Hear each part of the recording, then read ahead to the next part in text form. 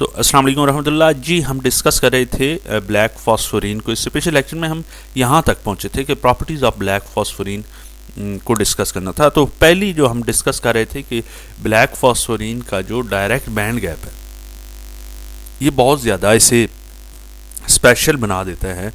और direct band gap से ज़्यादा ये ज़ाहिर हमने डिस्कस किया था कि अनलाइक ग्राफीन जो कि ज़ीरो बैंड गैप जिसका है बहुत अच्छी कंडक्टर है, फॉस्फोरिन जो है इसका डायरेक्ट बैंड गैप तो है ही है। डायरेक्ट बैंड गैप आपको पता होगा कि अगर ये इसका लेट्स सपोज वैलेंस बैंड है और ये इसका कंडक्शन बैंड है, तो वैलेंस बैंड और कंडक्शन बैंड के दरमियान ये एक बिल्कुल एक दूसरे के ऊपर होते हैं और ये इससे डायरेक्ट बैंड गैप कहते हैं। बाद औक़ात इस तरह होता है कि कंडक्शन बैंड यूँ होता है और वैलेंस बैंड यहाँ पे होता है, ठीक है।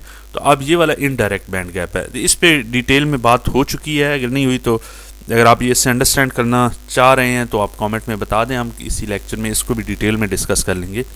अच्छा, इससे ज़्यादा डायरेक्ट बैंड गैप से ज़्यादा इसकी जो बैंड ट्यूनेबिलिटी है, बैंड गैप ट्यूनेबिलिटी, ये ट्यूनेबिलिटी मैं बता रहा था कि ये ट्यून अगर आप किसी चीज़ को कर सकते हैं ना, किसी प्रॉपर्टी को किसी मटेरियल में, तो ट्यूनेबिलिटी ऐसी चीज़ है कि जो आपको अलाउ करती है कि you can tune certain property of some material according to your desire. तो ये बहुत ज़्यादा मुस्बत चीज़ कंसिडर की जाती है। वैसे भी जो फ्लैक्सिबिलिटी है उसे हम अपने माशरे में भी वैसे अच्छा ही समझते हैं कि जो इंसान भी ऐसी खूबियों का मालिक हो कि वो अगर एक जगह फिक्स ना हो, वो अकॉर्डिंग टू कंडीशन अपने चीज़ें चेंज कर सकता हो, तो हम उसे पसंद करते हैं। तो मटीरियल्स में भी इसकी ट्यूनेबिलिटी जो है ना, इसे पसंद किया जाता है। जो ब्लैक फास्फोरस है ना, बल्क में जब उसकी लेयर्ड स्ट्रक्चर होता है तो उसकी 0.3 इलेक्ट्रॉन वोल्ट उसका बैंड गैप है। लेकिन अगर आप एक सिंगल लेयर उसमें से निकाल लें तो उसका band gap 2.0 electron volt, monolayer का 2 इलेक्ट्रॉन वोल्ट है। और अगर वो लेयर स्ट्रक्चर हो तो उसका, तो आप ये देखें कि स्ट्रक्चर का कितना इन्फ्लुएंस होता है उसके बैंड गैप के ऊपर। अच्छा, ये कहता है कि ये जो बैंड ट्यूनेबिलिटी है ना और इसकी डायरेक्ट बैंड गैप होने की वजह से this makes it ideal for optoelectronics devices like LEDs and photodetectors. दूसरी प्रॉपर्टी जो बहुत इंपॉर्टेंट है इसकी वो है high carrier mobility. Phosphorene exhibits excellent electron and hole mobility 1000 centimetre square per volt per second, suitable for high speed transistor. किसी भी material के अंदर अगर इलेक्ट्रॉन और होल मोबिलिटी बहुत अच्छी है तो it is consider a very good conductor. और इस वजह से हम ये कह रहे हैं कि इसकी इन प्रॉपर्टीज़ की वजह से, इतनी ज़्यादा हाई मोबिलिटी की वजह से ये हाई स्पीड ट्रांजिस्टर यानी इलेक्ट्रॉनिक्स में बहुत यूटिलाइज हो सकता है या होता है। इसके अलावा इसकी एन आइसोट्रोपिक बिहेवियर है। एन आइसोट्रोपिक मैंने आपको इससे पहले जब स्ट्रक्चर को हम डिस्कस कर रहे थे तो मैंने बात की थी कि ब्लैक फॉस्फोरिन का स्ट्रक्चर जो है इसकी 2 डायरेक्शंस हैं। मैं अगर पीछे आपको दिखा सकूं, ये इसकी 2 डायरेक्शन है। इसकी एक ये वाली जो डायरेक्शन है, इस डायरेक्शन को हमने कहा था कि ये जिग जैग डायरेक्शन है, और इस डायरेक्शन को मैंने कहा था ये आर्म चेयर डायरेक्शन है। अगर आप इसे गौर से देखें तो दोनों डायरेक्शन में ना जो एटॉमिक अरेंजमेंट है वो आपको डिफरेंट नज़र आएगी। मिसाल के तौर पर मैं अगर इसकी बाकी एटम को नहीं, सिर्फ इस एक एटम की लेयर को लेता हूँ तो इसमें atomic distance between these atom distance आप चेक करें और इन एटम की अरेंजमेंट देखें दूसरों के साथ। और बिल्कुल इसी तरह यहाँ पे अगर आप देखें तो यहाँ पर इस डायरेक्शन में एटॉमिक नंबर ऑफ एटम्स, इनके दरमियान डिस्टेंस यहाँ पे और फिर यहाँ पे, ये टोटली डिफरेंट है। तो जितनी भी प्रॉपर्टीज़ होती हैं एटम्स की, मटेरियल की, इलेक्ट्रॉनिक प्रॉपर्टीज़ तो ज़ाहिर है नंबर ऑफ बॉन्ड्स और एटॉमिक अरेंजमेंट पे डिपेंड कर रही होती हैं, मैकेनिकल भी डिपेंड कर रही होती हैं। तो अब इसकी इस डायरेक्शन में यानी जिगजैग डायरेक्शन में प्रॉपर्टीज़ और होंगी और इस आर्म चेयर डायरेक्शन में इसकी प्रॉपर्टीज़ और होंगी। ऐसा मटेरियल जिसकी एक डायरेक्शन में प्रॉपर्टीज़ और हों, दूसरे डायरेक्शन में प्रॉपर्टीज़ और हों, उस मटेरियल को हम कहते हैं ये एन आइसोट्रोपिक प्रॉपर्टीज़ का मालिक है। और उसकी वजह उसका स्ट्रक्चर होता है कि उसकी डिफरेंट डायरेक्शन में एटॉमिक अरेंजमेंट डिफरेंट होती है। अब ये क्या करता है, ये कहता है electrical, thermal and mechanical properties, ज़ाहिर है सारी प्रॉपर्टीज़ इस चीज़ पे डिपेंड कर रही होती हैं, ये वेरी करती हैं along the arm chair and zigzag direction. मैंने आपको बताया आर्म चेयर डायरेक्शन कौन सी थी और जिगजैग डायरेक्शन कौन सी थी। अब थर्मल प्रॉपर्टीज़ जो होती हैं इसकी मॉडरेट थर्मल कंडक्टिविटी है, और वो कंडक्टिविटी इसके स्ट्रक्चर की वजह से, थर्मल कंडक्टिविटी इसके स्ट्रक्चर की वजह से। ऑप्टिकल प्रॉपर्टीज सारी चीज़ें जो भी प्रॉपर्टीज हैं वो उसके स्ट्रक्चर की वजह से।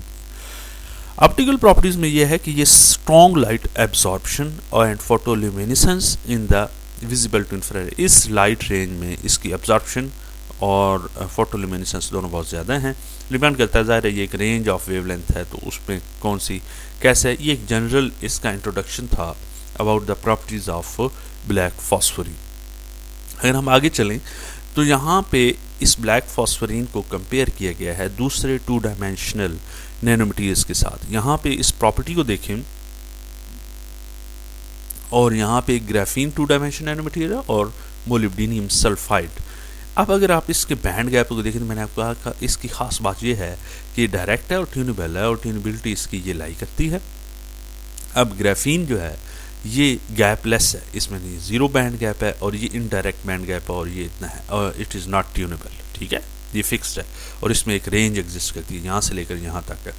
इसकी जो कैरियर मोबिलिटी है वो आप देखें कि इसकी कैरियर मोबिलिटी ये है, और इसकी तो खैर ज़ाहिर है ये तो ग्राफीन है, इसकी ज़्यादा होगी, लेकिन इसकी ये वाली जो प्रॉपर्टी है ना, ये इसे बहुत यूनिक बना देती है ट्यूनेबिलिटी को। और उसके बाद स्टेबिलिटी है, इसकी लेस स्टेबल है, ज़ाहिर है ये रिएक्टिव है, तो इस वजह से इसकी ग्राफीन की खास बात, ज़ाहिर है इसकी ग्राफीन के साथ उस तरह कंपैरिजन बनता नहीं। ग्राफीन और मैगजीन ये तो दो, और मैगजीन से भी ज़्यादा ग्राफीन, अगर आप उसकी स्टेबिलिटी को मद्देनज़र रखें तो ये बहुत हाई क्लास मटेरियल है, लेकिन इसकी रिएक्टिव होने की वजह से ये लेस स्टेबल है।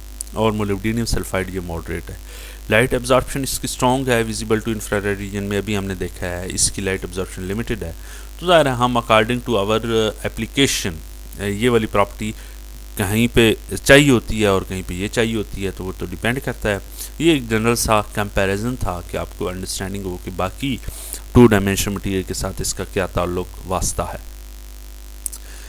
ब्लैक फॉस्फोरिन को सिंथेसाइज करना बहुत आसान है, कोई इतना मुश्किल नहीं है। एक्सफोलिएशन मेथड यूज़ होते हैं। There are 3 major types of exfoliation through which you can extract black phosphorene from black phosphorus. सबसे पहले मैकेनिकल एक्सफोलिएशन है। मैकेनिकल एक्सफोलिएशन में हम एडहेसिव टेप को यूज़ करते हैं to peel monolayer from bulk black phosphorus. एक फॉस्फोरस का ब्लॉक पड़ा है, इसके ऊपर एडहेसिव टेप लगाएंगे, टेप लगा के इस टेप को यूं ऊपर खींचेंगे तो एक लेयर इसकी टेप के अंदर वाली साइड पे इसके साथ अटैच हो जाएगी। That is basically mechanical exfoliation of black फॉस्फोरिन।